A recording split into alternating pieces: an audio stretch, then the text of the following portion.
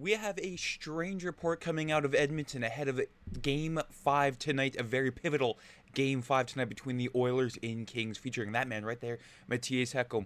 What is up with Mattias Ekholm? Nobody knows, but welcome back to the channel for a big Game 5 preview tonight. Got my lucky jersey on. Hopefully the spirit of Big Georges Larac flows through the Edmonton Oilers. A gritty player, a gritty jersey needed for a gritty win from a gritty team tonight. How many times can I say gritty? I have no idea, but it's going to be a very exciting game tonight, folks. But we are 70 subscribers away from 3,000. If you're new to the channel, if you love the Oilers, I mean, that's a big part of it. Make sure you stay locked here to Oilers Digest for any and all Oiler news heading into this one tonight, and a big recap tomorrow afternoon. But without further ado, let's get into the situation with Mattias Ekholm and the trouble with Mattias. Now, we all know of his injury. It's undisclosed, has been for quite a while. He's been dealing with, some sort of issue, after Christmas, leading up to, during, and after the Four Nations face-off. And no one really knows what is going on with Mattias Ekholm before the Stanley Cup playoffs started. Ryan Shaw gave a very dim report on Ekholm. It was an injury that, could be, ranging from anywhere to, season-ending to could keep him sidelined for quite some time, and that really could mean anything for the Edmonton Oilers. But with Mattias Ekholm, from Jason Gregor providing some sort of update. It wasn't a big update. It wasn't necessarily a small update either too, but he said update on Ekholm. He has responded well. Not too sure if that's just just treatment, rest, rehab, but anyways, he's responded well apparently, and now there is a chance he could return later in the playoffs. Not this round against the LA Kings. Well, he was already, sidelined for the first round, anywho, but also unlikely in the second round. But then maybe, and that could either mean the conference finals. Knock on wood here, folks. The conference finals, or potentially a Stanley Cup final return for Mattias Ekholm there. So it's good that the team isn't rushing him back. It kind of seemed like they were rushing him back against the game against the San Jose Sharks, where he obviously tweaked whatever he had that was going on with him again. But sending love to Mattias Ekholm. I'm trying to find the right words for it, folks, but I mean, Mattias Ekholm, he is a noticeable gap in that Oiler blue line without him. You can see guys like, Darnell Nurse try to step up without him. Obviously, that is not working, but it's just, defense by committee without their Swedish Viking. I mean, those are numbers that are irreplaceable. 96% wins above replacement there. It says, time on ice, second pair, but he had first pair minutes all season long here for the Edmonton Oilers, as him and Evan Bouchard proved themselves to be one of the best first pairings in the National Hockey League. Now, the defensive side of things, the defensive pairs, now that is a different story for the Edmonton Oilers, as the best of three starts now against the Los Angeles Kings in Game 5. Just a little bit of an update on Mattias Ekholm, but sending all the love and best wishes towards our Swedish Viking. But the Oilers in Kings, 9 o'clock Central, 8 o'clock Mountain at Crypto.com Arena. A huge game here for the Oilers, as the Kings, one of the best home teams in the NHL, and they need to jump on this one very quick and keep the pedal to the metal. There's the Kings are 23-3-1. You can make that now 25-3-1 with the two games at the Crypto.com Arena following games 1 and 2 of the first round. 25-3-1 when they score first there. Now that is a huge record, and that is again home ice advantage here for the LA Kings. I mean, they still have a pretty good record when the away team scores first, but nothing to the extent of 23-3-1 when the opposition does not score first there. So huge mountain for the Oilers to overcome. But Connor McDavid and the rest of the Edmonton Oilers, they are not fazed about it at all. He said that's fun. That's what the playoffs are all about, going in and winning a big road game by coming together. That's what special groups do. And obviously we're trying to go win a big game in a tough building and in an environment that they really thrive in. So it'll be an uphill battle, but I got nothing but belief in this group now. Out of each of the 3 playoff series that these teams have seen each other in the past 3 years, there's always been a big game the Oilers won at Crypto.com Arena. 2022 Game 6, the Oilers down 3-2 in the series, tied at 2 in the third period, and then Tyson Barrie broke it open with a late third period goal. 2023 Game 6 in Game 4 in that building. Game 4 down 3-0 after 1, managed to climb back and win that in overtime. And then in Game 6, Kyler Yamamoto with the game winning and series winning winner in that building in 2024. Stuart Skinner with a huge shutout to shut out the Los Angeles Kings. The Oilers took the stranglehold on that series too. But so for the Oilers to win this series, obviously they have to win a game in this building. Daunting, but also, these Oilers with their backs up against the wall, when people doubt them, that is when you see them at their best. Lines in pairings from the morning skate pre-game 5 at Los Angeles, or in Los Angeles, I should say, coming here from Daniel Nugent-Hopkins of The Athletic, Ryan Nugent-Hopkins, Connor McDavid, Zach Hyman. So McDavid in Draisaitl split to begin Game 5 tonight. Unless this is just more Kris Knoblauch head games. We've seen that time and time again. With Draisaitl, he has Paul Colson and Arvidsson, Evander Kane, Adam Henrique, and Connor Brown, and then Trent Frederick, Mattias Ekholm in Corey Perry there. And then Jeff Skinner and a whole bunch of them obviously scratched in extra skaters. Daniel just didn't list them here. But on the back end here is where it gets very interesting. You can see at the bottom, same alignment that started Game 4, but on the back end, Darnell Nurse and Evan Bouchard, which is something that I didn't really want to see, as that pairing has been swimming or sinking, and not swimming, I should say. The numbers together are not very good there, and it's when you take Bouchard off that pairing where it seems to get just a little bit better, not just for himself but the entire team, to say the least, with Jake Wallman and John Klingberg, and then Brett Kulak and Ty Emerson here. I'd rather switch Kulak and Nurse. I know you're putting a $9 million defenseman on your third pairing here, but at this point, who cares? You're trying to go for the win and not to please one of your players. I don't want to say star players. I mean, Darnell Nurse, sure, at times he looks like a star, but currently not so much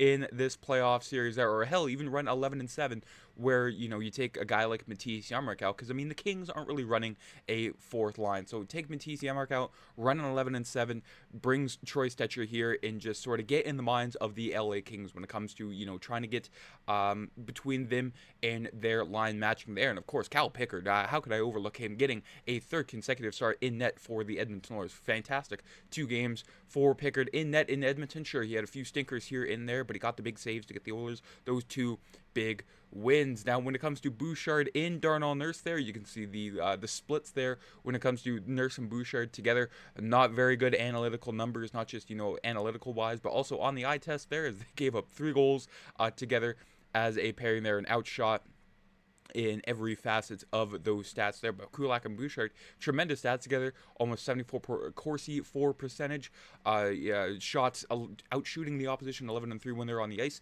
and outscoring them 1-0 on the ice. And if that doesn't work, I mean, run a Wallman and Bouchard pairing.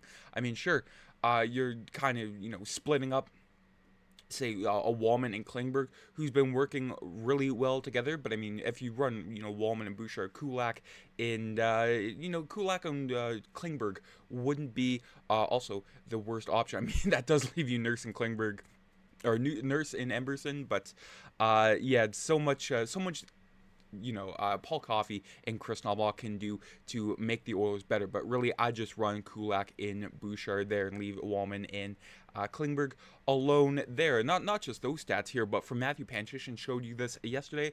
But Bouchard with Nurse for 8 minutes together, 34.5% expected goal share, 3 goals against, and then 4 scoring chances for, and 5 scoring chances against. So, nearly breaking even on the scoring chances. But when you compare that to Bouchard without Nurse, whether it be, with Kulak or Wallman, 83.9% expected goal share, so nearly 84%. We'll just call it 84. We'll round up here. 1 goal for, and then 1 scoring chance against. Meanwhile, 14 scoring chances for. And you can see there at the bottom, when Nurse was taken off Bouchard's pair in the third and overtime, it won them the game. And that is that's an understatement there. Bouchard is tremendous when he has, a more steady defensive partner there. But when it comes to the Oilers trying to find their matchups and try to decipher what LA is doing on the other side, Knoblauch says we're going to find some things that we feel comfortable within those matchups, and who can go against who.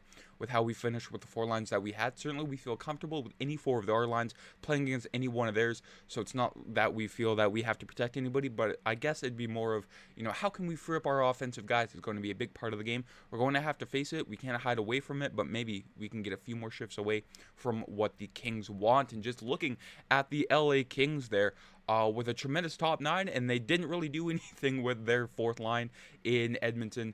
during game 4 there. I mean, they had 3 forwards, less than 6 minutes of time on ice, not to mention their defensive side, but we'll get into that in a second. This is projected. Of course, it could always, switch up with the Kings going 11-7 again, as they did so in Game 2, their last game at home. But Andrei Kuzmenko, who turned into a ghost against the Oilers in the past couple of games, Andrei Kopitar and Adrian Kempe, who the Oilers did leave off of these score sheets. So, I mean, small victories, you take them when you can get them, with Kevin Fiala, Quinn Byfield, and Alex Ferrier in the line. That's really burned Edmonton, with Warren Foegele, Philip Danault, and Trevor Moore. And, of course, their fourth line, or I should say in quotations, fourth line there, with Jeff Malott, Sammy Hellenius, and Trevor Lewis. And on the back end there, in game number 4, they really had only 4 defensemen that played more then I do believe it was 12 minutes. I think Brant Clark was limited to 11, and Jacob Rovrar was a different story there, only played maybe 2 minutes. But Mikey Anderson, Drew Doughty, Joel Edmondson, Brant Clark, and Jacob Rovrar and Vladdy Gavrikov there. But we really only saw Anderson, Doughty, Edmondson, and Gavrikov there. The Kings, for a team that's bolstering, that they have the most depth in the league.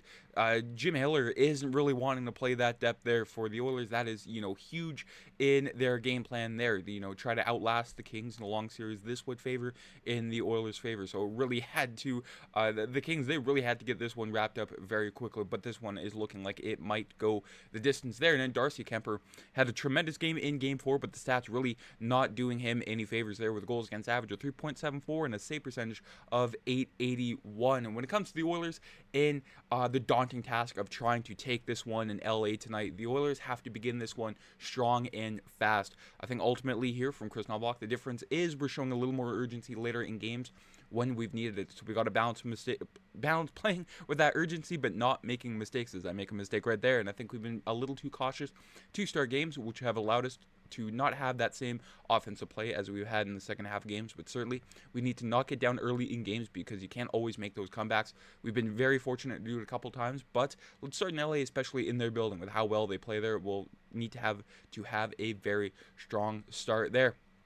And Knoblauch sums it up perfectly for me there. Sure, the Oilers, game in and game out, they've shown us they can come back in the third period, but at some point you have to start on time there and not let the LA Kings get in your head with all these early goals. Like I mentioned, their record when scoring first, 25-3-1. You need to get on the board, and you need to sustain that pressure. You can't just do the LA Kings way, building that lead, then trying to sit back on it. The Oilers trying to sit back on leads isn't necessarily their forte there. They need to bring the same energy that they brought in the last 12 minutes of the third period and into overtime there, outshooting the Kings on a 2-to-1 ratio during that time span there. They need to bring that from the first period onwards, after the anthems, with the harmonicas. For some reason in LA, they need to bring that energy from start to finish there. With the Oilers, with the the showing of their depth there, with the LA Kings not really trusting any of their lower depth guys, this is a series the Edmonton Oilers can